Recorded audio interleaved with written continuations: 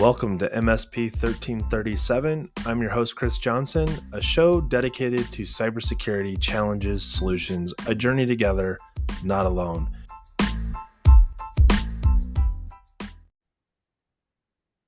Welcome, everybody, to another episode of MSP 1337. I'm joined this week by Jim Harryman of Kinetic Technology Group. Jim, welcome to the show. Good to be here, Chris. I would like to say that the reason I have you on the show all the time is because I can't find anybody that wants to be on the show. And the reality is that you and I talk enough that things pop into my head because of our conversation that says, maybe we should capture this for the audience that's actually looking for input on things that might be relevant to them. So this week, we're talking about, I guess for lack of a better word, it's almost responsibility matrix, but the reality is when it comes to security services and the things that we, strive to achieve in our own organizations. So in your case, it's the CompTIA Cybersecurity Trust Mark, CIS Top 18, SOC 2, fill in the blank. They're all standards to adhere to and raise the bar within your organization on cybersecurity services. But then at some point, you have to go, well, how do these things play into the opportunities and the things that I should or maybe need to articulate need to be done within a client environment? So I think the best place to start, Jim, is like talk talk us through, the journey that you were on that made you suddenly realize like, hey, I have to have these conversations with the client. And I don't think it's the conversation with the client about like, hey, we need to sell you on, XDR, we need to sell you on products or services, but like more of the relationship and where the bumpers are in the relationship. Like you can't own responsibility for everything that's happening in the client, I think was for me what you kind of articulated before we got on this. Sure. For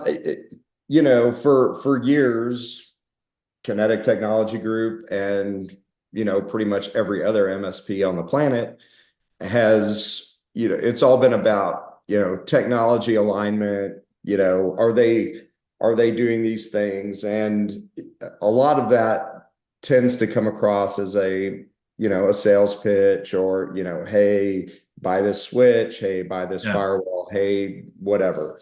And And we lightened so, it too, right? We said, we call it consultative selling, or we call it, a service response plan meeting or a I mean, just CIO check-in, like your warranties sure. are up, right? Like it was attached to things.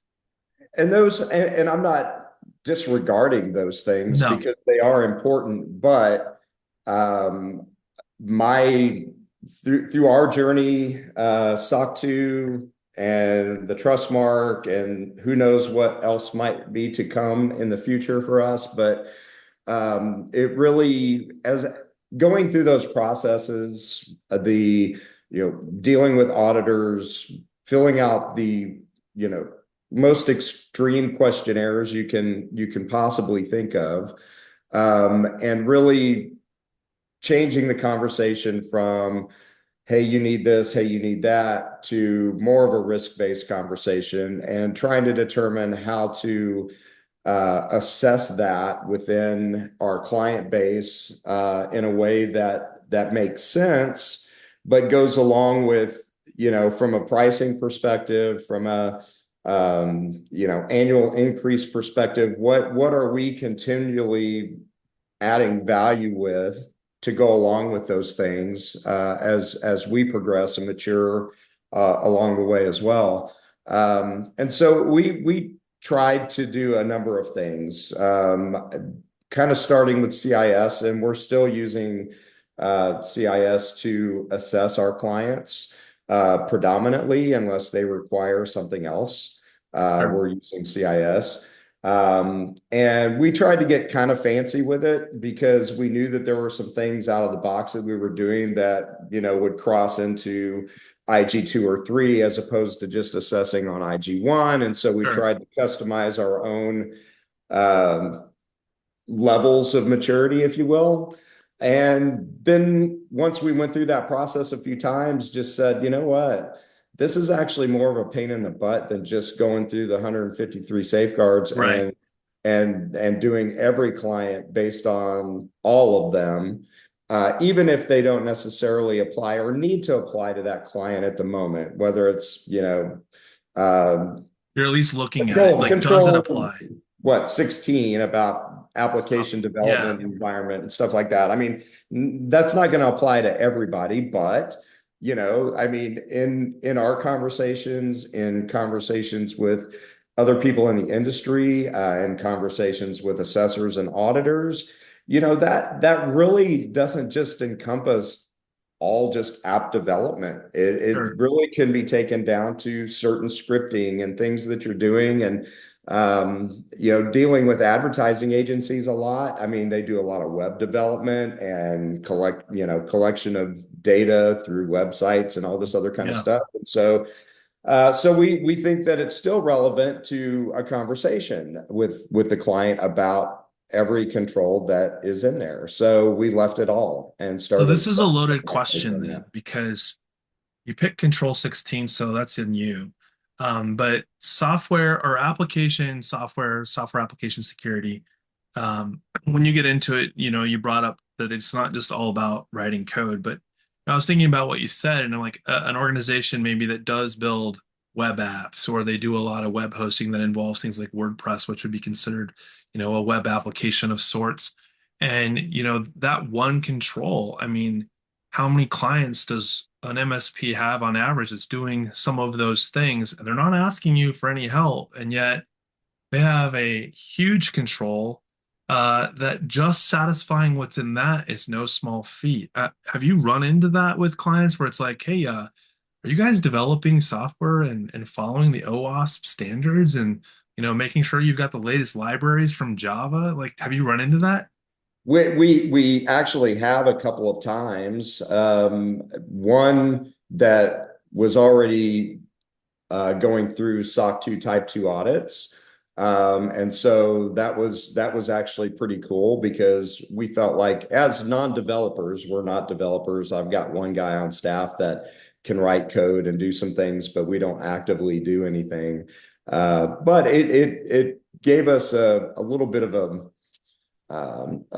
kind of a confidence boost in having those discussions because those are really smart folks. Not that we're not really smart folks, it's just in a different way. I wouldn't Sure. want those developers doing the type of job that I do because I've seen the results of that Right. multiple times, right? Going into a prospective client that is uh, an app development company of some sort, and they've done all their own internal IT, and it is a nightmare.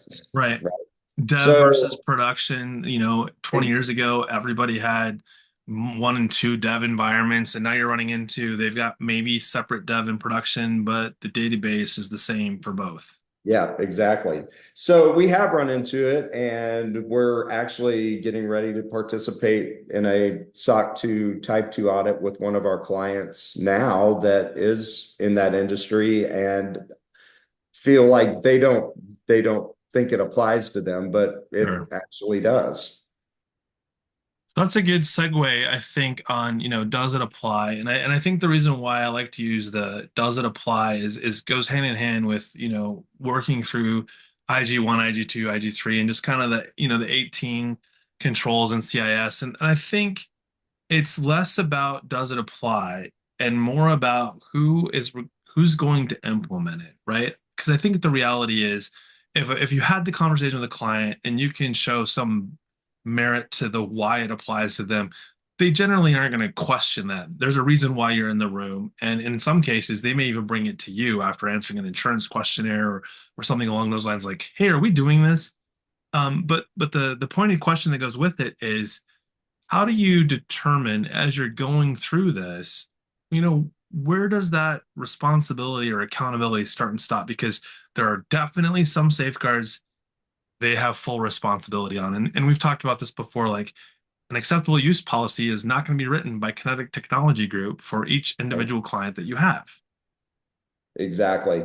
Yeah, I think so. One thing that we've done recently, especially with a lot of the talk about responsibility, is we did go through each control, and it's kind of parochial at this point, and I expect it to expand a little bit, but we did go through and kind of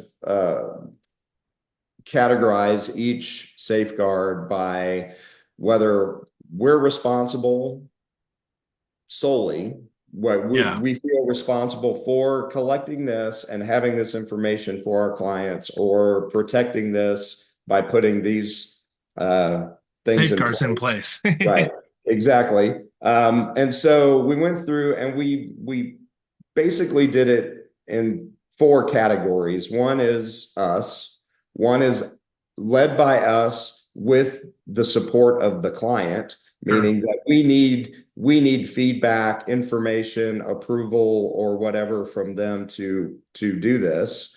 The third is that it's the client led with our support. And that might be, something about a policy discussion or sure, consulting in that realm, or helping them craft it, not actually doing it, but just making sure that it makes sense, at least from our perspective in what they're doing, and maybe pointing out some things that they may want to consider adding or removing. sure. And then the fourth category is client solely. Now, that could encompass their other vendors, that could encompass, whatever, just as our being tagged as the provider could encompass our vendors, right? So it kind of works both ways. And instead of defining it from a vendor perspective, I just put the responsibility on us, knowing that it might be a vendor that we're working with that could be partially responsible for it. So So you're uh, saying vendor responsibility is the fourth category. um, it's it's really, the fourth category is client only. So it's Okay. us and the client and us, and then the client. So those four categories are how Oh, we're I see. So assistance is so I'm used to the statements of we do it for you, we do it together, or you do it yourself. But you're saying there's one more, which is it's client driven, but they need your help to do it correct, versus or you vice driving. versa. Yeah. We're driving and need their help, or they're Yes. driving and need our help, one or the other. And then it's solely them or solely us, though there might be some vendor things. I've thought about putting two other categories in there. Sure. I mean, there's One, definitely a vendor responsibility matrix in the sure, equation, but I don't know that it's necessarily true in this particular stance. So, what you're saying, I mean, I really like it because when I think about the responsibility matrix for what's in, say, CIS top 18, things like asset inventory, you can solve for a lot of it, but not all of it. Um, sure, Especially when you get into things that like, you and I were talking about earlier, like you've got an Apple display. Your display has a MAC address and an IP address and shows up on the network versus a monitor that should potentially be considered an asset, or a docking station that should be considered an asset that you don't know about because the tools you have in place don't discover those assets. right. And whose responsibility is that to track it? Well, can't track what you don't know about. So there's definitely some of that in there, and it made me think like as I've kind of pondered this longer, much longer than I should, is that when I think about all of the things that you're doing or any MSP should be doing, I started doing some digging on what was out there, like as far as um, frameworks that were built around the SMB space, and particularly around engaging a third-party service provider to help satisfy the controls that you're sort of regulated to meet. And regulated might be a strong word. It might be more of like recommended best practices. You should be doing these things. Good cyber hygiene, those kind of things. And I came across a couple things that were interesting. The more frameworks I cruised to find evidence to support what SMBs should be doing as it pertains to their cybersecurity posture, a pattern emerged, and it basically said that they should be engaging a third party. So the way I saw it, though, is in some frameworks it talked about in order to achieve much of what's in here, you're going to need to engage a third party service provider. But then there were others that were really interesting where they would talk about these are the things that your third party service provider should be already doing from a cyber hygiene perspective before you work with them. And it Mm. wasn't saying they need to, be compliant with fill in the blank framework. It was just saying, hey, here's good cybersecurity hygiene as we see it, and here's what you should do. So I'm like, okay, well, how many things are in this list? And it happens to be mapped to CIS. And if someone's interested in seeing it, let me know. I'm happy to share it. It was actually built out for CIS 7. So it took me a little bit to convert it to CIS version 8, but it was really interesting because it ended up being 36 safeguards Mm. that a small business, when engaging a third party service provider, should expect them to already be doing before providing any IT services to them. Examples that were given were things like, do you separate your data from your customers' data? Do each of your clients have segmented networks? And it just kind of went on from there. And I thought, man, these seem like pretty obvious safeguards, but then I thought like, well, how many MSPs, not that they're doing it or not doing it, but are making it clear to their clients, we're responsible for ensuring these things happen so that we can protect you, but we also need you to do these things to ensure that we can protect you. Correct. I don't Yeah. know, like, I would number one, I'd like to see what you create or what you mapped out there because that would be a really cool thing to see. One of the things that we noticed as we started assessing our clients is that there were things that we thought actually had been done or whatever that we were finding gaps that we needed to clean up. sure, And that is I mean, just going through that process has really made us, we had identified additional gaps that we feel like we're now cleaning these up for new clients that we need sure. to go back and clean up for old Testing, clients. yeah. So, yeah, And that's that's that, the it deal. makes me think about saying the word gap, right? So like if you're talking to your client and say, hey, we found the following bad things in your environment that need to be fixed, the next response is going to be, why are you waiting on me to fix the bad things? Like it's causing you not to sleep. It's definitely going to cause me not to sleep, right? But I think gaps is a really important way to describe it because gaps are constantly going to occur in any environment. And they're not necessarily gaps based on bad things happening. It's gaps based on things that aren't properly configured, or it's an Sure. incomplete configuration, or the software changed because there was a vulnerability and now there's a gap between version you're on and version you should be on. Or I had this one the other day. I've got a remarkable too. I got an email that says, I have until the end of the month or my device will no longer update. I was like, what? So I went and looked, and what they were saying is if you're, it was like foreshadowing. What they were saying is if your device hasn't checked in because it hasn't been connected to any network, there's a possibility that the clock sync on that device is no longer telling correct time. And until it gets back in sync telling correct time, it will no longer be able to connect to their servers to get an update. So I'm like, I'll plug it in, turn it on, no problem. And it's like trying to sync and it fails. Like I'll reboot it and it fails again. I connect to the wireless network, it fails again.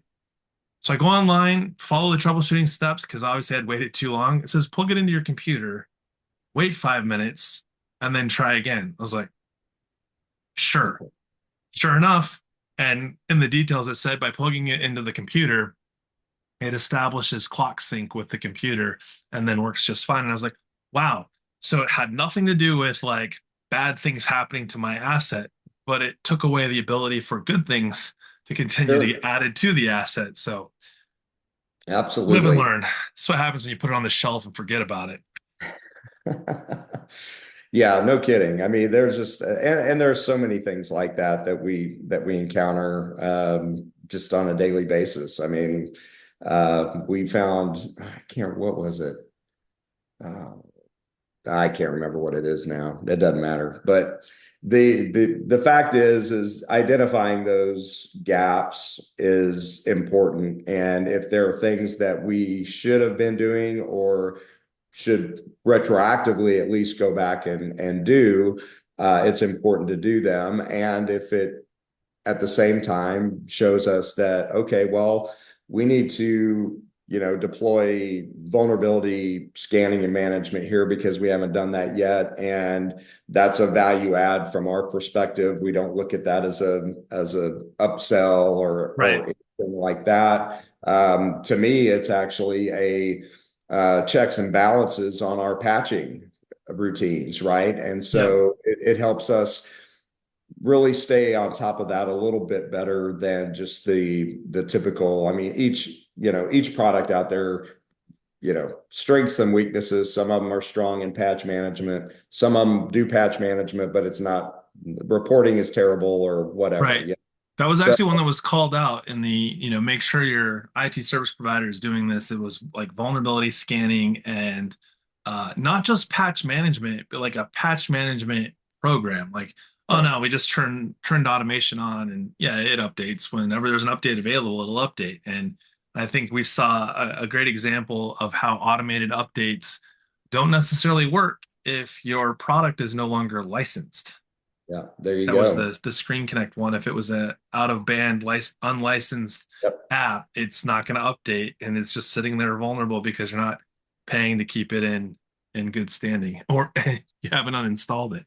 For sure. Yeah, definitely doing that. And I mean, probably by, Q3, Q4, every client will have that running regardless for us. And so, but the actual program part of it, piece of it, will be a little bit more involved. But really, if you're just checking that and you're going in and looking at your remediation plan and your vulnerability scanner and everything else, it's really quick. It doesn't really add that much to your lift as a provider, in my opinion. Right.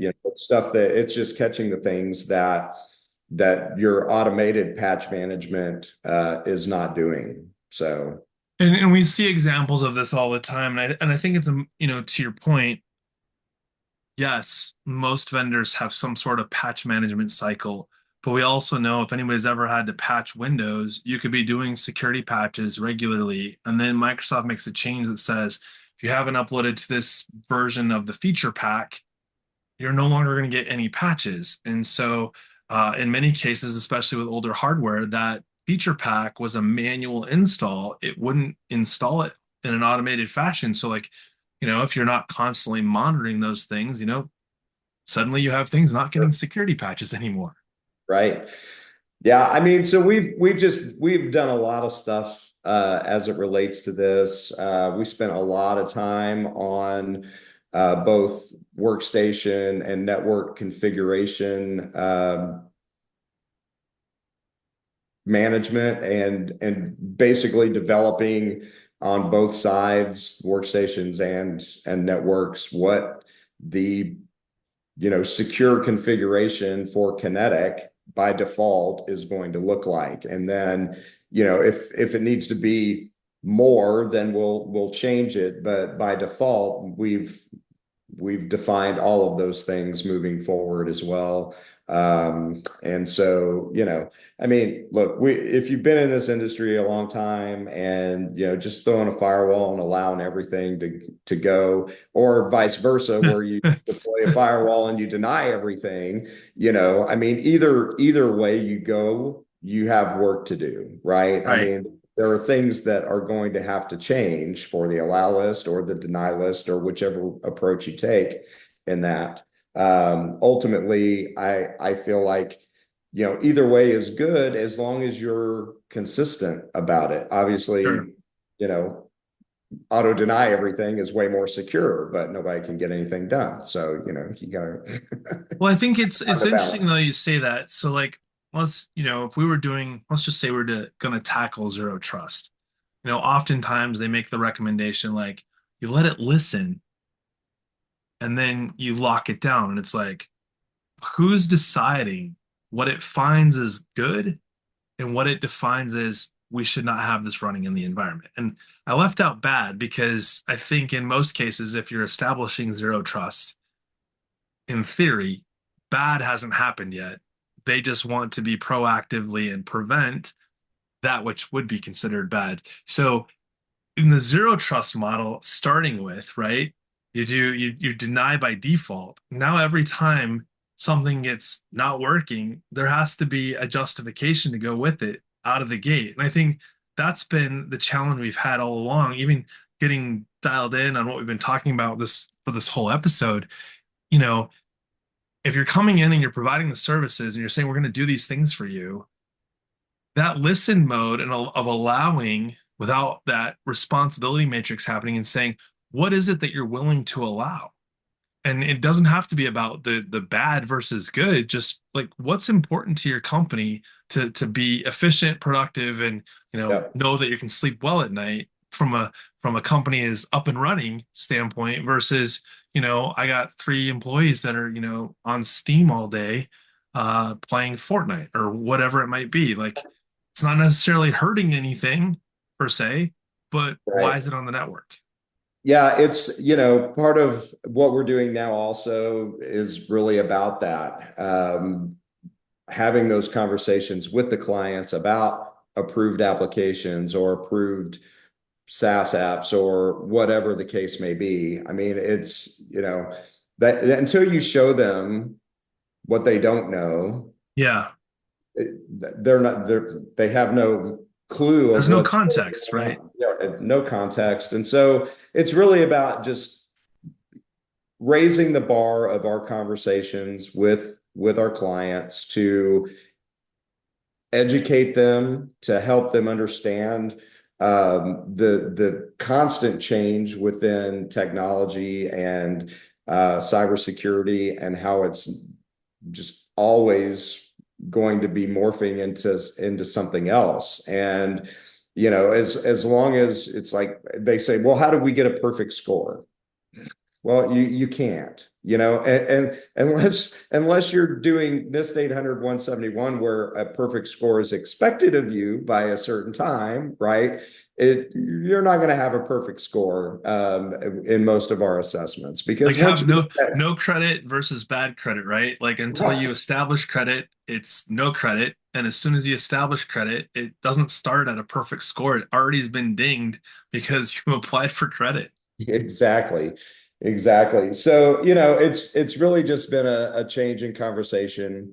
And I think overall our clients have mostly appreciated it. I Sure. think some of them, are still battling that because, prices continue to increase and everything else. But I think it also helps you gauge the maturity of your clients and the sustainability of their business and how, I mean, it gives you an opportunity to almost evaluate whether they're going to be around in 5 years or not. And to Right. even, from a just a pure business perspective, have a decent idea of longevity within your client base, not just from a churn perspective, but call it a predictive churn to where not so much that you're going to lose them to somebody else, but you're going to lose them because they don't exist. So, Right. So that's a good segue to as we approach wrapping this up. We haven't talked about this at all. This whole episode is sort of the risk management side of this and, like risk assessment, business impact analysis. And, while mapping to standards isn't necessarily doing that, the conversation with the client about why certain safeguards need to be implemented is tied more or less directly to understanding and protecting them against those risks that would, like you said, close their doors as opposed to have them find another service provider. Have you seen like a direct correlation to the conversations with your clients where like they're starting to see that you're not trying to just put stuff in the environment. You're actually trying to help them understand like this is a risk you can avoid. no, This is a that's risk we can minimize, right? Like along those lines. sure, absolutely. I mean, we saw it with one of our clients that we're getting ready to go through the SOC 2 audit with.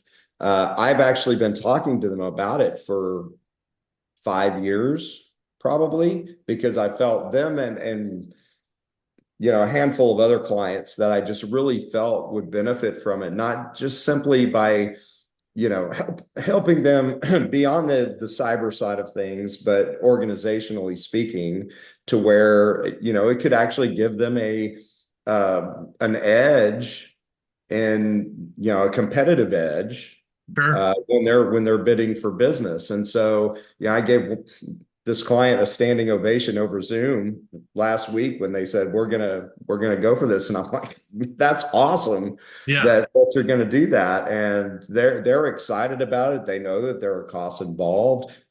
What more that they're going to pay us, the paying the for the SOC 2 assessment and audit in and of itself is not cheap. So, there's just and then maintaining it. It's not a one-time deal. It can be, but what good is that? So, All I know is I've never heard anybody say that they were given a standing ovation, virtually or otherwise, because they said, you know what? I think I'd like to pursue a SOC certification.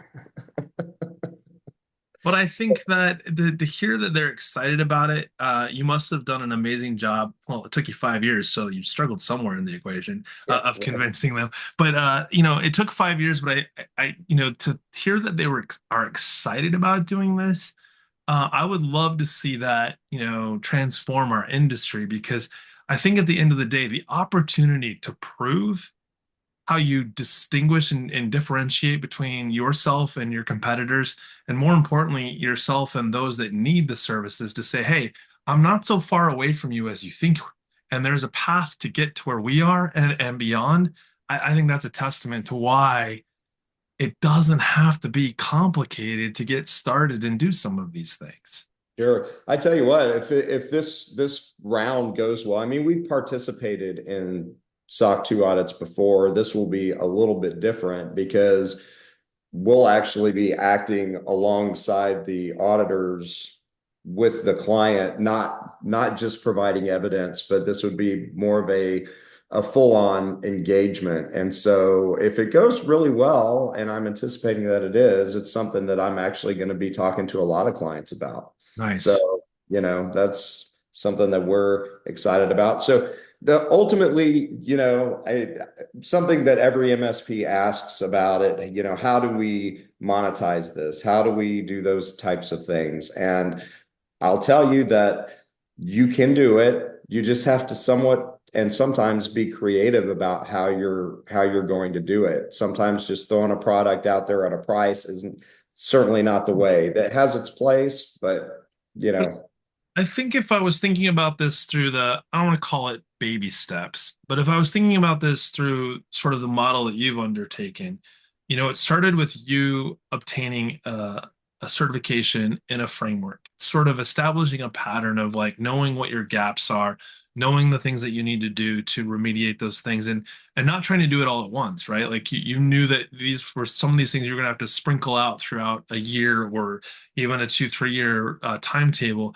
But I would think that as you're going through that, it becomes not just about the opportunity of being able to sell. You're actually probably reducing a lot of your, maybe not a direct correlation to cost from a dollar standpoint, but you're probably finding efficiencies and improving FTE efficiencies and even finding areas where like, wow, it's a good thing we had three products that do the same thing as you do things like, we talk about cybersecurity, but like one of the first controls is asset inventory. Like, yes, it's important in the cybersecurity realm, but like, isn't it important on your QuickBooks ledger to know what assets you have and what's being depreciated and what needs to be replaced? what we noticed operationally, Chris, was that initially the lift was a little heavy and actually had a little bit of an impact on, I mean, to use a, industry acronym REM, right? I Yeah, mean, it had an impact on, the time spent per endpoint per month. But steadily, I mean, it jumped up. And steadily, as those things were implemented, we actually saw it decrease from where it was previously that we found acceptable. So we've got it. actually we've actually seen the positive of, everybody's like, well, how much lift is this going to be for my Right. employees? We got to charge so much more money to do this. It's such a small blip in the overall. I mean, if you look at it, I mean, I'm looking at it over a 5 year period at this Sure. point, right? I was going to say 36 months, but yeah, 5 years is probably a better. Yeah, I mean, but in 36 months even, I mean, you can look at it that way. And we have definitely seen that. And so anytime we look to roll out something from a, safeguard perspective that we're not doing that we think is important, and we define it, we look at it, we do it internally, we know what the lift is going to be and how it's going to be deployed and so on and so forth, and what the management of it ongoing is going to be before we ever make the decision to roll it out. And that way we can compensate, adjust for that as that's happening. And then, but by the end of it, say it takes 90 days to roll something out, we're sitting there for another 90 days adjusting to the other stuff, and then everything just kind of moves back to where it was, if not even a little bit better than it was previously. So So ultimately, and I'm going to wrap this up, ultimately, if I hear what you're saying is that if you think about using standards from a internal perspective to define, your cybersecurity maturity posture, when you take them client facing, the opportunities themselves materialize as a result of taking your clients through this very same exercise. Because if I'm not mistaken, there are things that the client is potentially doing or assumed to be doing that is taking away from the efficiencies because you then have to fix the things that they've done. We see this a lot in shadow IT, right? They install something that they absolutely. think is helpful, and all of a sudden it's broken more than one thing. Oh, Right. well, I think there's been enough in this one for anybody listening to know that if you're not going through a framework for yourself, you should be. And by the time you've had a chance to, do that gap analysis and remediate for your own company, you will start seeing the opportunities to lower cost, create new efficiencies, and create opportunities with your clients that previously felt like I will never get them to buy into what we're doing, when in fact, you will make it better for both. So, for those of you listening, this has been an episode of MSP 1337. Thanks and have a great week.